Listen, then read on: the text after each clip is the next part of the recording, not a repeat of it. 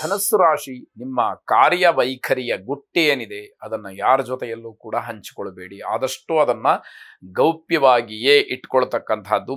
ಸ್ನೇಹಿತರ ವಿಚಾರ, ಅವರ ಸ್ವಭಾವ ನಿಮಗೆ ಗೊತ್ತಿಲ್ಲದೆ ಅವರು ವ್ಯವಹರಿಸ್ತಕ್ಕಂತಹ ರೀತಿ ಇದು ಗೊತ್ತಾದಾಗ ತುಂಬ ನೋವಾಗುವಂಥದ್ದಾಗತ್ತೆ. ಆತುರದಲ್ಲಿ ಯಾವುದೇ ನಿರ್ಧಾರಗಳನ್ನು ಮಾಡಬೇಡಿ ಅಂತ ಅರ್ಥ. ನಿಮ್ಮ ಆರೋಗ್ಯದ ಬಗ್ಗೆ ಹೆಚ್ಚು ಗಮನ ಇರಲಿ. ತುಂಬ ಒತ್ತಡಗಳಿದ್ದರೂ ಕೂಡ ಮನೆಯವರಿಗೆ ನೀವು ಸ್ವಲ್ಪ ಸಮಯವನ್ನು ಮೀಸಲಾಗಿ ಇಡಲೇಬೇಕು. ಇಲ್ಲದೇ ಇದ್ದರೆ ಮನೆಯಲ್ಲಿ ನಿಷ್ಠುರವಾಗ್ತಕ್ಕಂಥದ್ದಿದೆ. ನಿಮಗೆ ತುಂಬ ವಿಶ್ರಾಂತಿಯ ಅಗತ್ಯತೆ ಇದೆ ಅನ್ನುವಂಥದ್ದು ಗೊತ್ತಾಗತ್ತೆ. ಕುಟುಂಬದವರ ಸಂತೋಷಕ್ಕೋಸ್ಕರವಾಗಿ ನೀವೊಂದಷ್ಟು ತ್ಯಾಗವನ್ನು ಮಾಡಬೇಕಾದಂತಹ ಅನಿವಾರ್ಯತೆ ಇರುತ್ತೆ. ಏಕಾಕ್ಷರ ಮಂತ್ರವನ್ನು ಶ್ರವಣ ಮಾಡಿ. ಶುಭವಾಗಿ. ಮಕರ ರಾಶಿ, ಎಲ್ಲ ವ್ಯಾವಹಾರಿಕವಾದಂತಹ ದಾಖಲಾತಿಗಳನ್ನು ಸರಿಯಾಗಿ ಇಟ್ಕೊಳ್ಬೇಕು. ಯಾವುದರಲ್ಲಿ ಏನು ವ್ಯತ್ಯಾಸ ಆದರೂ ಕೂಡ ನಿಮ್ಮ ಕೆಲಸಕ್ಕೆ ತೊಂದರೆ ಆಗ್ತಕ್ಕಂಥದ್ದಿದೆ. ಅಗತ್ಯ ಬಿದ್ದರೆ ದಾಖಲಾತಿಗಳನ್ನು ತಿದ್ದುಪಡಿ ಮಾಡಿಕೊಳ್ಳಬೇಕಾದಂತಹ ಸಂದರ್ಭಗಳು ಬಂದಾಗ ಅಗತ್ಯವಾಗಿ ಅದನ್ನು ಮಾಡಿಕೊಳ್ಬೇಕು ಅನ್ನುವಂಥದ್ದು. ಸಂಬಳವನ್ನು ಪಡಿತಕ್ಕಂತಹ ಖಾಸಗಿ ಕ್ಷೇತ್ರದ ನೌಕರರಿಗೆ ಸ್ವಲ್ಪ ಹಿನ್ನಡೆಯಾಗ್ತಕ್ಕಂಥದ್ದು. ನಿಮ್ಮ ಪರಿಶ್ರಮಕ್ಕೆ ತಕ್ಕ ಪ್ರತಿಫಲವನ್ನು ಸಂಪೂರ್ಣವಾಗಿ ನಿರೀಕ್ಷೆ ಮಾಡುವಂತಹ ದಿವಸ ಇದಾಗಿರುವುದಿಲ್ಲ. ಕಡಿಮೆ ಸಮಯದಲ್ಲಿ ಹೆಚ್ಚಿನ ಗುಣಮಟ್ಟದ ಕೆಲಸವನ್ನು ಮಾಡಿ ಸಮರ್ಥರು ಅಂತ ಕರೆಸ್ಕೊಳ್ತೀರಿ. ಆದರೆ ನಿಮಗೆ ಯಾವ ವಸ್ತುವಿನಿಂದ, ಯಾವ ದ್ರವ್ಯದಿಂದ ಸಂತೋಷವಾಗಬೇಕು ಅದು ಖಂಡಿತವಾಗಿ ಆಗದೇ ಇರತಕ್ಕಂಥದ್ದು. ತಂದೆಯವರಿಗೆ ಹೃದಯ ಸಂಬಂಧವಾದಂತಹ ಸಮಸ್ಯೆ ಕಾಡಬಹುದು. ಸ್ವಲ್ಪ ಆತಂಕ ನಿಮ್ಮಲ್ಲಿ ಮನೆ ಮಾಡ್ತಕ್ಕಂಥದ್ದಾಗತ್ತೆ. ಪರಂಜ್ಯೋತಿ ಕೋಶಾಂಬಾ ದೇವಿಯನ್ನು ಪ್ರಾರ್ಥನೆ ಮಾಡಿ. ಶುಭವಾಗಿ.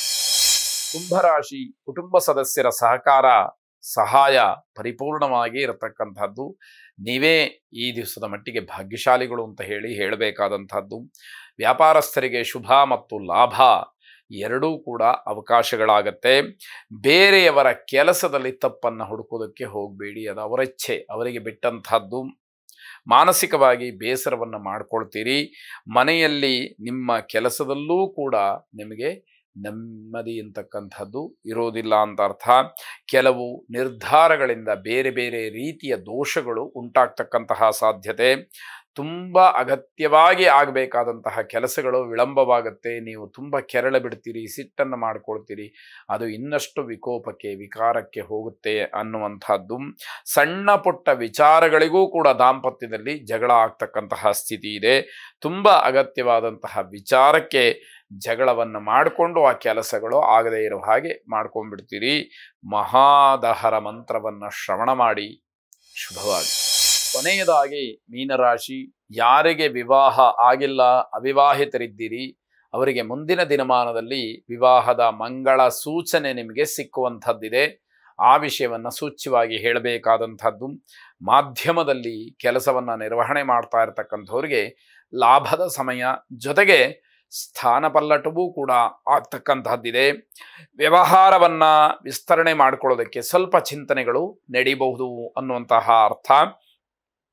ಕೌಟುಂಬಿಕವಾಗಿ ಉತ್ತಮವಾದಂತಹ ವಾತಾವರಣ.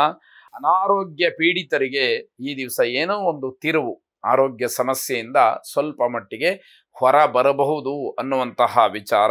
ವ್ಯವಹಾರಕ್ಕೆ ಸಂಬಂಧಪಟ್ಟಂತಹ ದೊಡ್ಡ ನಿರ್ಧಾರವನ್ನು ತೆಗೆದುಕೊಳ್ಳುವುದಕ್ಕೆ ಅವಕಾಶಗಳಿರುತ್ತೆ.